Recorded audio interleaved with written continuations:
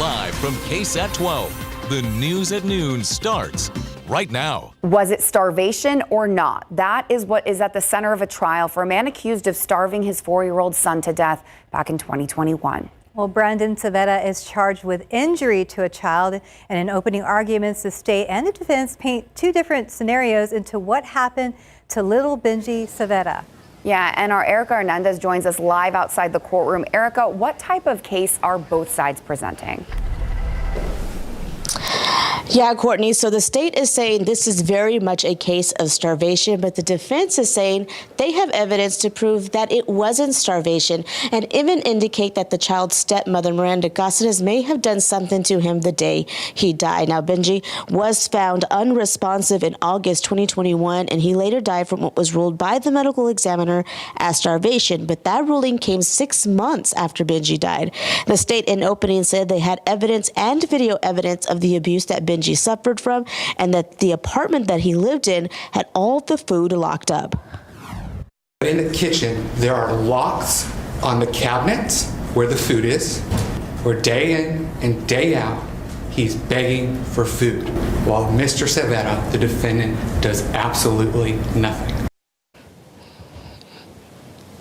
Now, the defense fired back in their opening argument, saying that days before he died, doctors had seen him and that they said he was fine and not malnourished. The defense says they have evidence to say that Benji was not starved and that Cáceres could have been suffering from postpartum depression and possibly suffocated Benji the day he died. Now, Cáceres has already been convicted in this case. She was sentenced to 25 years in prison back in April. Seeta is facing up to life in prison if he is found guilty. Now, we are live streaming this case. We are up live right now. There is a witness on the stand. You can watch that on all our digital platforms.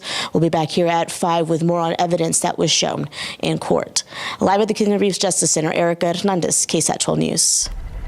All right, thank you, Erica, for keeping us updated. Looking out there with live cam right now, we are up to 88 degrees, but we are looking forward to those subtle changes, Sarah. Yeah, I'd say we got about 36 more hours before we start to see some lower humidity working its way in, which is nice. Outside though, right now it feels a lot hotter than what thermometer reads. Thermometer reads 88, but it feels like it's 95 because of the higher humidity. Feels like 95 in Pleasanton, feels like 97 in Carrizo Springs, feels like 100 in Corpus Christi, and 99 in Victoria. We've got some higher humidity out there right now. As we take a look at the forecast for the rest of the day, just know that we're going to be looking at temperatures climbing to 93 for the high, but there is a window for spotty storms pretty much between about 5 p.m. and 9 p.m. We'll have a 30% chance for an isolated shower or storm. As I mentioned, just a few more hours here of the higher humidity, because by tomorrow evening it'll feel pleasant outside with low humidity. We'll spend Thursday, Friday, Saturday, and even a good portion of next week with low humidity. What that means for your morning lows coming up in just a bit. Courtney, Steph. Thank you, Sarah. The San Antonio Police Department has released the names of 7 officers who shot and killed a robbery suspect. This happened just before 9 p.m. on Thursday night in the 1400 block of Cantrell Drive. That's near I-35 on the city's south side. Now, according to a preliminary report, officers with the San Antonio Police Department's Robbery Task Force and Street Crimes team were conducting surveillance on 34-year-old Roberto Gonzalez in connection with at least 4 previous robberies. While officers were watching Gonzalez, the report says that he robbed a convenience store. Now, after a traffic stop and chase, the officers say that Gonzalez pulled and pointed a gun at the officers, who then shot him. The Bexar County Medical Examiner's Office has identified the man who was shot multiple times early Saturday morning at a Northside business. San Antonio police say 22-year-old Alex Segundo Medina Rodriguez was in an argument with someone at the business on Blanco Road. That suspect left and came back with a gun and shot Medina Rodriguez. He later died at the hospital. So far, there is no information on the suspect. Well, another 10-year-old is facing a felony charge over making school shooting threats. Kerrville ISD got word of the social media threats against a middle school campus yesterday. Officials did determine that the threats were a hoax. However, that does not mean the student isn't in trouble. The 10-year-old is facing a charge of making a terroristic threat, and that is why officials are reminding parents the importance of talking to their kids about the serious consequences their actions can take. Tonight on the Night Beat, a law enforcement stop in Medina County last year led to a sheriff's deputy being convicted of felony assault and a teenager with permanent injuries. As Dylan Collier tells us, video of that encounter is now publicly being shown for the first time. It's June 19th, 2023 after 10 p.m. as Medina County Sheriff's Deputy Jonathan Nunemaker pulls over a BMW along Highway 90 in Castroville. Hey, shut it off! Shut it off! Stick your hands out the window, now! The man taken into custody. Do not move. What am I arrested for? I didn't say you're under arrest. Will later be identified as 17-year-old Brandon Sanchez. The vehicle was stolen from a robbery at gunpoint in San Antonio just 4 hours earlier and contained a large quantity of drugs, a pellet gun resembling an AR-style rifle, and Sanchez's girlfriend, who is a minor. What transpired in this gas station parking lot over the next hour will change the course of the lives of the suspect and deputy forever. Body camera footage recorded by a Castroville Police Department officer shows Nunemaker becoming more and more agitated. Kick my door again, you're gonna get hemmed up. I didn't kick your door. Sit there and shut up. The deputy's attempts to inventory what's inside the stolen car interrupted time and again by Sanchez, who demands to know when he'll be taken to jail. Is he seriously doing this? I'm gonna hit him. Can you hang on for a second? Ted, I'm gonna hit him. I'm done with this. Nunemaker at one point retrieves leg shackles from his vehicle, but fails to put them on Sanchez, who continues to cause a commotion. What's up? Flex, mother, I dare you. Bro, chill out, bro. You just hit the out of my head. After the 7th interruption, Nunemaker pulls out his department-issued pepper spray gun. What the Hey, why'd you... Ah! Tonight on the Night Beat, KSAT investigates what happens when someone is shot in the eye with a high-propulsion pepper spray gun from less than 4 feet away. And you can read more about this story right now on KSAT.com. Well, it is a race that is near and dear to our hearts here at KSAT, the 11th annual Head for the Cure 5K. We run in honor of our late news director, Jim Boyle, who passed away in 2014 from glioblastoma brain cancer. You still have time to register. We have a link on our website, KSAT.com, and you can get 25% off your registration fee. Just use the code KSAT24. The 5K Run Walk again happening this Saturday at 8 a.m. at Providence Catholic High School, which is across the street from our KSAT studios.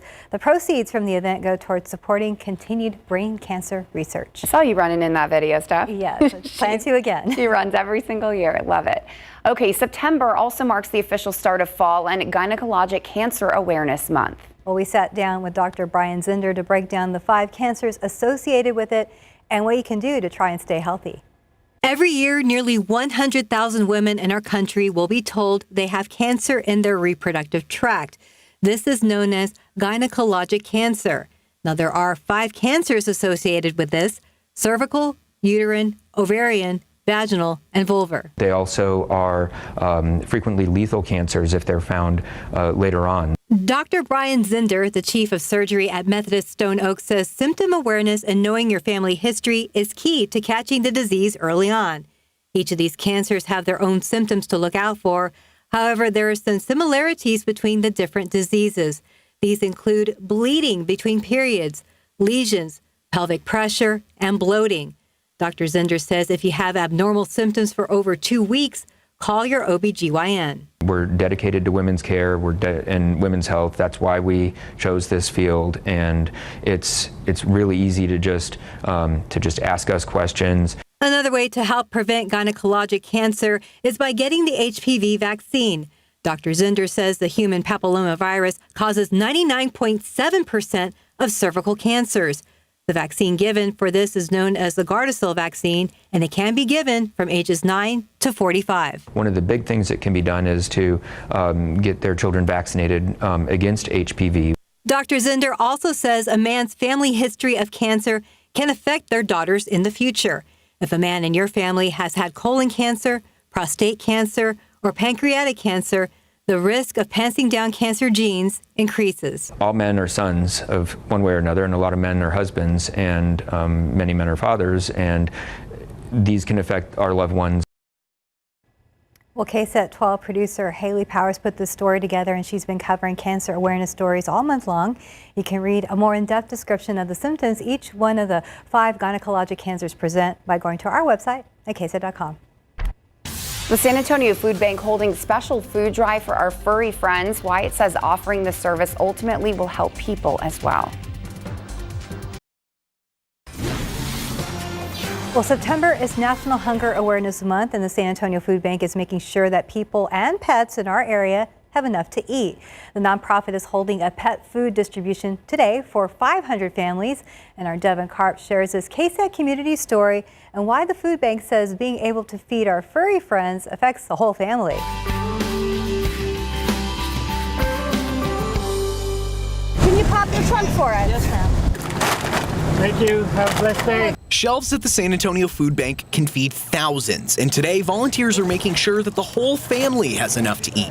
By default, if the house is food insecure, it's going to mean that everybody in that household, right, the two-legged and the four-legged, that they're going to have a challenge of knowing where that next meal is going to come from, or just having a healthy diet. As part of Pet Hunger Awareness Day, the food bank is hosting a food distribution for pets. Have a blessed day. Giving away giant bags of cat and dog food to an estimated 2,000 animals. I mean, we all have pets and it's expensive to feed us, so imagine just feeding them. So yeah, I'm glad for it. I'm happy for it. The food bank says a big problem it faces is when people feel too proud to come and pick up what they need. But if a loved one is hungry, well, that's another story. The gateway many times is for that child or that pet to kind of come to the San Antonio Food Bank, and then they see the welcoming, then they see the hospitality, then we can start to do some of those wraparound services for them. That's something that resonates with Ben, who's happy this is here for the community, because while this may be his first time waiting in line, he won't think twice about coming back. Absolutely, I will. Absolutely. Actually, I got to get on their website and see when they have these programs and tell the rest of my family about it. Devin Karp, KSAT 12 News. Well, while registration is full for today's distributions, you can call the San Antonio Food Bank at any time to get food for your pets. That is 210-431-8326. Again, that number on your screen. All right, taking a look outside with live cam. Like Steph said, just a little bit more time, subtle changes, everything, small steps, I guess, until it feels like fall. One more day of intense heat and humidity for us. Hey, but we are in the middle of ragweed season. So ragweed is now moderate. It is the highest allergen in the pollen count. We've also got molds, pigweed, and grass that are present in low amounts. As far as the aquifer goes, there's no change in the last 24 hours, but we're still more than 30 feet below the monthly average. Few showers today and early tomorrow, possible this afternoon. Cooler mornings, though, right around the corner. And Tropical Storm Helene is headed to Florida. It'll be a major hurricane likely when it makes landfall. Details on Helene and, of course, our pleasant mornings coming up.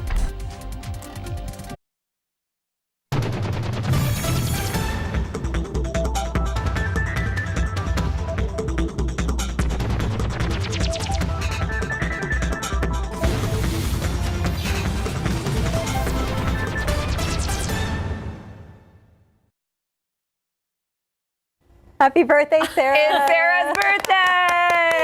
Aw, y'all are so sweet. We love you. We're so lucky to work with you. It feels great to be 21. Oh, yes. You can legally drink. Looking gorgeous. Although you won't with your baby. I know. Thank you, guys. That's so sweet. Yeah, I think we're going to go to a restaurant, me and my husband together. Nice. So that'll be really nice.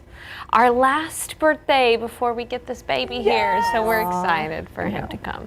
All right, let's go ahead and take a look at some good news in your weather. We have got really pleasant mornings right around the corner.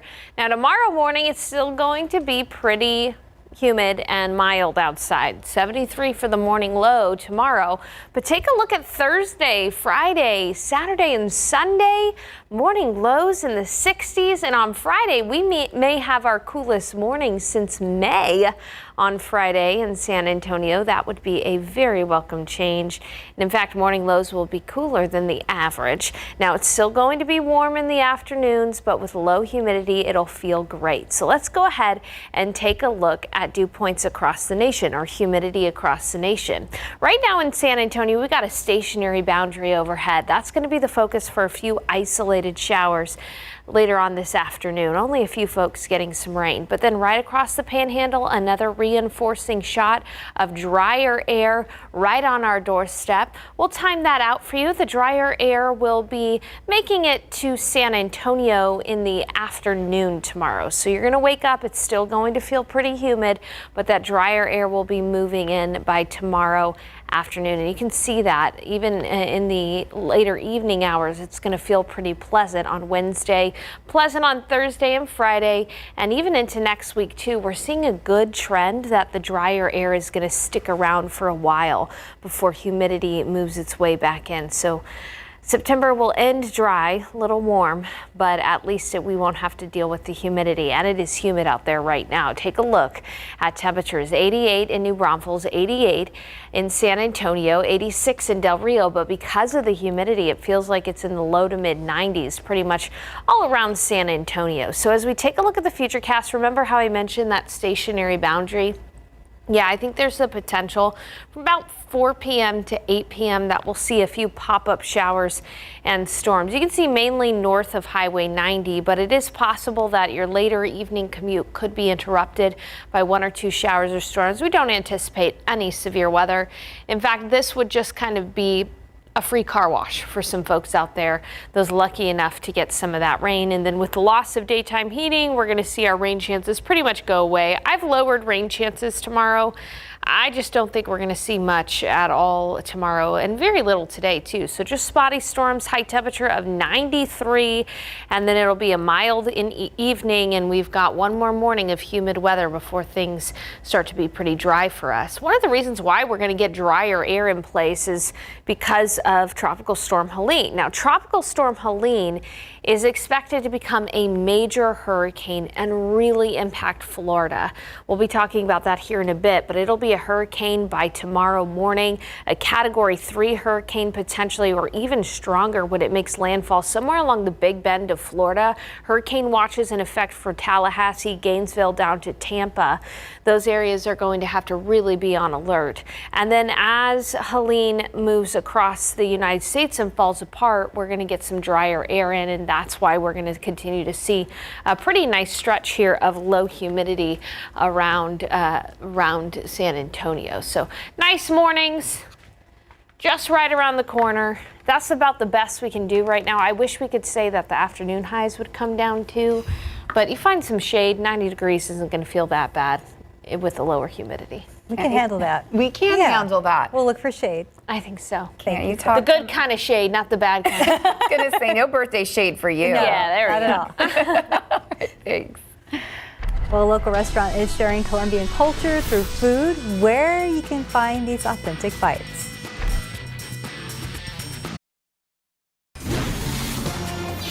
Well, plantain, chorizo, and arepas are all a strong part of the Colombian cuisine. So Colombians are one of the largest groups of South American migrants coming into the U.S. And so many of them are settling right here in San Antonio. Patty Santos introduces us to some of their authentic flavors. It's a little hole in the wall, but the smells coming out of Sabor de Sanchez are enticing. Every day at the corner of Tassel Road and Mainland Drive, you'll find ready-to-serve chicharrón. But the most popular plate we do is bandeja paisa. The traditional Colombian beans, white rice, chorizo, plantain, and eggs. Daniel Molano and his wife Merle Rodriguez are the soul behind the restaurant. I never in my life think that I can have restaurants. The former journalist moved to San Antonio 14 years ago. After buying the Mexican restaurant, he quickly realized there was a need for Colombian flavor in the Alamo City. And this decision was taken 8 years ago. No more tacos, just empanadas, arepas, bandeja paisa. He says most of his clients are Central Americans and fellow Colombians. When I came to San Antonio, only in San Antonio there were 3,000 Colombian people. In this moment, they are 10,000. The success and love for his country prompted him to open a second location at 1604 in Stone Oak. Colombian food is the best food you can find. He served us up some of the most popular dishes: empanadas, carne asada, picada. This is an arepa. Everybody knows arepa because of Encanto. So we all want to know, what is the difference between an arepa, a pupusa, and a gordita? Arepas, pupusas, and gorditas are relatives. You'll have to taste the difference yourself. And don't forget to try it with a Colombian magic sauce, ají. Eso es una mezcla secreta de los colombianos. Patty Santos, KSAT 12 News. Terrible assignment for Patty. It sounds like she's miserable. It looks so yummy. Right. Okay, coming up, a COVID-19 variant is on the rise. What officials are doing to help slow the spread when we come back. A new study finds chemicals linked to breast cancer are leaching into our foods. Nearly 200 chemicals connected to breast cancer are used to making food packaging and plastic tableware, and dozens of those carcinogens can get into the human body. A study co-author says getting rid of known or suspected carcinogens in the food supply is a huge opportunity for cancer prevention. The FDA has come under fire for its failure to act quickly on health concerns about some 14,000 chemicals known to be added to food. The agency is holding a public meeting Wednesday to present its ideas on how to improve its post-market food analysis. Well, the new COVID variant XEC is on the rise just ahead of the fall and winter when many respiratory viruses circulate. So to get ready, the U.S. government is making more at-home COVID-19 tests available for free. Each household will be able to order a new round of 4 free at-home test kits. The new test kit will be available by the end of the month. And for more information to order, you can go to covidtest.gov. The U.S. Department of Human Health reports more than 900 million test kits have been delivered through the program. Gotta sign up for that. Okay, looking outside at live cam, just a couple more days. I'm so excited for lower humidity, specifically because of the hair days. Yeah, I know, right? There are a lot of factors in this, okay? Serious and then not serious, like our hair. Done with the hairspray? Like, that would be awesome. But it's not going to be sweater weather, okay? But we are going to see way more pleasant mornings, especially. Outside right now, though, it is kind of status quo. It's more of the same. It's 88 in San Antonio, 90 in New Braunfels, 90 in Seguin. It's 91 down in Pleasanton. Uvalde, you're at 87 this afternoon. And as we take a look at your KSAT 12-hour forecast, partly cloudy skies, a high temperature of 93 and a 30% chance in the afternoon for a few spotty showers. So not a great chance for rain, but I do think that from about 4 p.m. to pretty much 8, 9 o'clock, there could be a few showers and storms on the radar. We'll keep you posted. Otherwise, it's going to be a mild evening with temperatures in the upper 70s by midnight. Now, we need more rain, and today's chance is pretty much it for the next several days. We have extreme drought already working its way back in northern Uvalde County, southern Bandera County, and most of San Antonio is under at least moderate drought. So coming up, even though rain chances go away and that's not good news, we do have good news in the form of pleasant mornings. Details ahead. It's a pretty close description to what we believe Miss Dramiga was what she looked like at the time. So unfortunately, at this point, you know, we're continuing to handle this as a homicide investigation. Well, a missing persons case possibly ending with murder. Bexar County Sheriff Javier Salazar says his deputies found a woman's body Monday morning that could be the body of 63-year-old Stacy Dramiga. She was reported missing Sunday after she went for a walk. Then hours later, in a separate incident, a deadly shooting happened at a bar nearby. Well, neighbors are saying it is too much, and they tell us that they want help with ongoing trouble in their community. Katrina Weber shows us why they're focusing in on one business in that particular area that they say has to go. Trouble on Rigsby Avenue, not far from South W.W. White.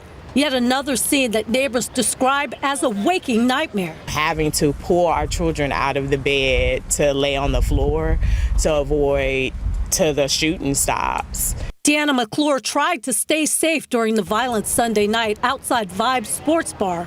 San Antonio police say 3 people were shot during a fight. A 14-year-old boy and 26-year-old man died. After that, I said I wouldn't come back here no more.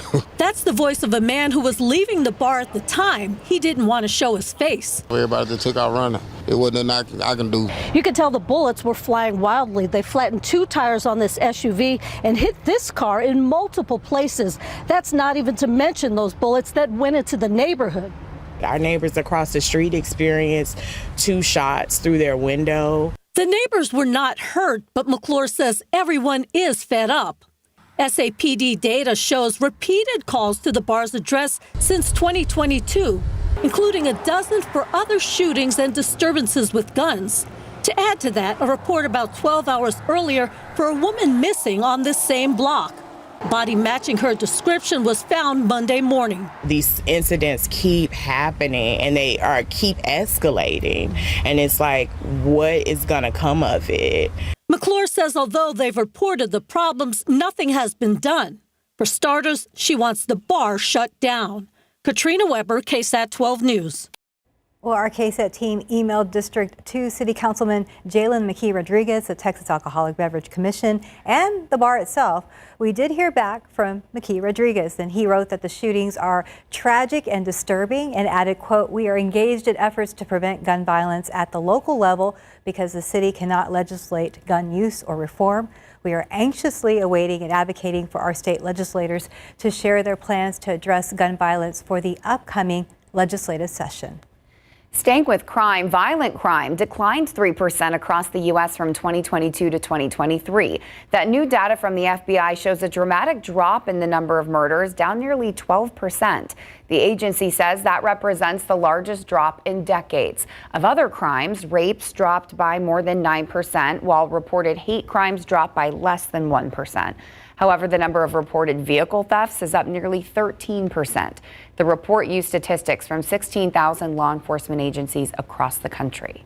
The Biden administration is set to announce a donation of 1 million Mpox vaccine doses to African countries. This is in response to an outbreak. The White House is also poised to donate $500 million in response to the outbreak. Biden is set to address the UN General Assembly in New York today, where he is expected to make that announcement. In his final address to the UNG, the president also expected to stress the need to end conflict in the Middle East. We are 37 days away from Halloween, and if you're looking for some fall fun, we've got you covered. KSAT meteorologist Mia Montgomery visited Sundrop Springs in New Braunfels. Still ahead, she tells us what you can expect to see there. Looks fun. Well, Instagram is making some big changes aimed at protecting young users on the platform. While you start noticing the difference today.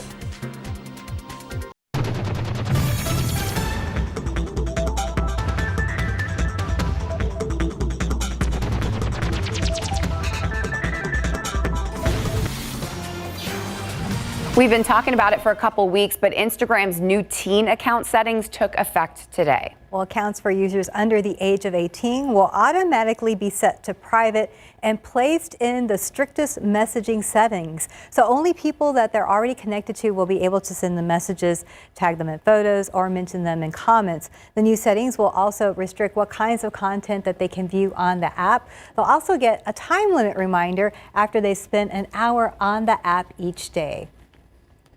And the app will automatically mute notifications between the hours of 10 p.m. and 7 a.m. The changes come nearly 3 years after Instagram's parent company Meta first came under fire about the risks its social media platforms pose for young users. Really glad they're finally taking care of that. Yeah. Interesting. Yeah, very interesting. We'll see how it goes.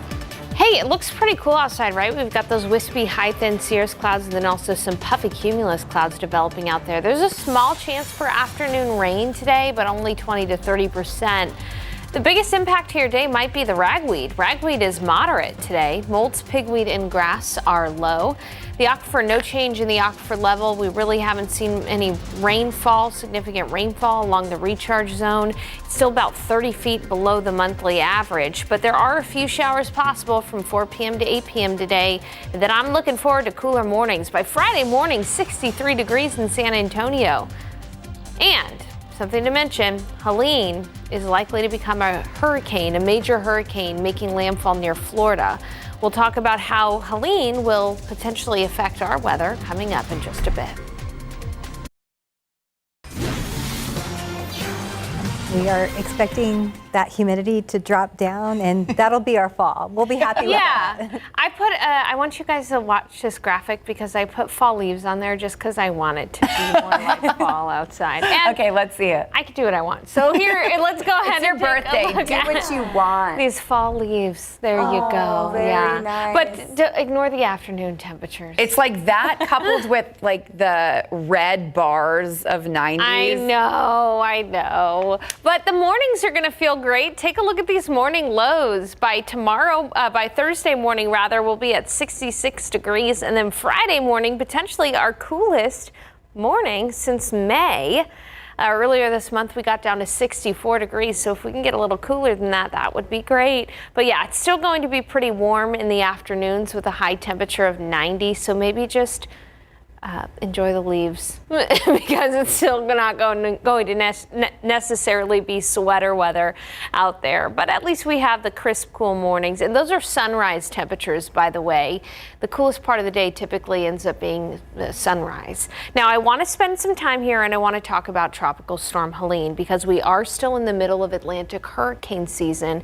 And right on cue, we've got Tropical Storm Helene in the Caribbean. And this storm is going to strengthen and race northward very quickly. It's already moving to the north at about 15 miles per hour. So Helene is expected to become a hurricane by tomorrow morning, and then it'll become a major hurricane by Thursday morning. Now, when I say major hurricane, that's a Category 3 or greater. You can see that this is going to be a storm for Florida. It is not going to directly impact our weather, but we are going to see potentially landfall along that big bend of Florida all the way down to areas just to the north of Tampa. This is where they're going to experience the very gusty winds, the heavy rainfall, and that's by Thursday night. It could potentially even strengthen to a Category 4 before landfall. At the same time, we're going to see drier air wrap around this in another low pressure system, and so that dry air will be moving into San Antonio and actually make for pleasant weather for us. So while they're dealing with a life-threatening Hurricane Helene across the Big Bend of Florida, we're going to benefit from that drier air. And it looks like that drier air is really going to be here to stay for several days. So what does that mean for us? Cool mornings and warm but comfortable afternoons. Dew points will continue to fall throughout the day tomorrow. Thursday and Friday, it'll be chapstick weather outside. That's how dry it'll be.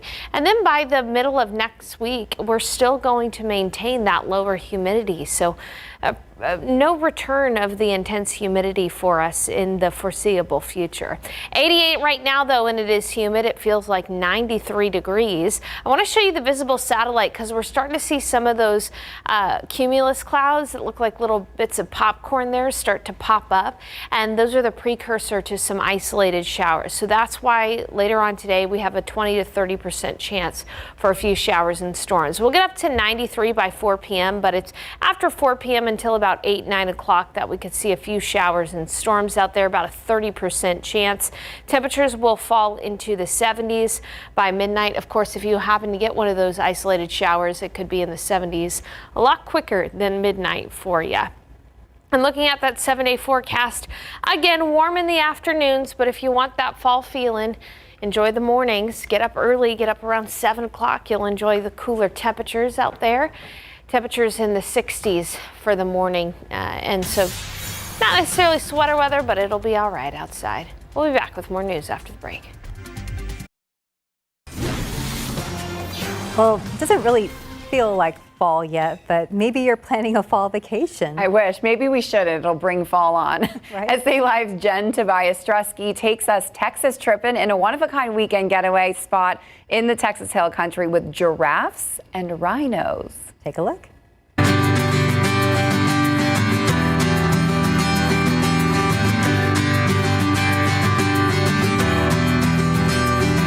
Today on SA Live, we take you to Longneck Manor in Fredericksburg to learn all about conservation and the great experience you can have here. So Longneck Manor is about 2.5 years old. The main barn, the animals, and the giraffe suite have been here since the summer of 2021. And then we just recently completed our welcome center and 4 new villas behind me for additional overnight accommodations. We're super excited and proud of these. They've been open since about September. Bookings are getting heavier and heavier, and we're really excited to be able to offer that really personal, exclusive experience that you can't find anywhere else. Making beautiful memories here comes very easily, but conservation is the sole mission at Longneck Manor. For owner Rick Barangi, this is his passion project. He was the director of the Houston Zoo for many, many years, about 18 years. He was also heavily involved with the Disney Imagineers, putting in the Andaman Kingdom down in Florida. Over 50 years in the conservation field and animal care field. So he knew that this was something he wanted to do as a legacy. The conservation field is really his passion and where his heart lies. So it was very important for him to create a place that could live on in perpetuity and continue to raise funds and awareness. Conservation is a lot about working with local communities, especially in Africa where the rhinos and giraffes are from. So that's my vision at the end of the day, is that this place, it entertains, it inspires a lot of people to care, and then that care gets translated into giving, and that may help. So just by coming here, you're helping animals to survive in the wild. I think we offer a very hands-on and personalized experience, and so generally the consensus is that people say this was not like anything they've ever done before. You can go to a zoo and there are wonderful places to see amazing variety of animals, but what we can do here is get you super up close, super interactive and personal in an extended period with an animal care specialist that's going to build a relationship with you during your stay and help take it to the very next level of intimacy with these animals. The 4 villas include patios where you can enjoy coffee, maybe some wine, while getting up close with some of the beautiful giraffes. This is a baby. This is Killy. She's actually the first baby born here at Longneck Manor. Her name is Killy, short for Kilimanjaro, because our owner, Rick Barangi, was actually summiting Mount Kilimanjaro the morning she was born. Now, when I was here, Betty, the matriarch of the tower, which is what you call a group of giraffes, was not shy. So Betty White is our matriarch. She was named after the actress Betty White. They shared a birthday. Her very first calf, Tana, named for the Tana River in Africa, they came here to Longneck Manor. Our breeding bull, Kafele, also came in. He and Betty mated, had Killy, and now Betty is pregnant again, and we expect our next calf in the fall, and we're super excited about that. The experiences here at Longneck Manor include 75-minute tours, reservation required, a stay at one of the 4 villas, which includes a living room and kitchenette for up to 4 to 6 people, and there's a suite inside the giraffe barn. This is already booked up for 2024. So our whole mission here is to build your awareness, to build your personal experience with these animals so that you care a little bit more and you're more willing to be active in saving their humanity in their habitats. No matter what you choose, the experience on the 100-acre property in Fredericksburg will give you a glimpse at rhinos, giraffes, and even a sloth, with the goal to all give back to conservation. Sounds like a win-win and a wild fun time.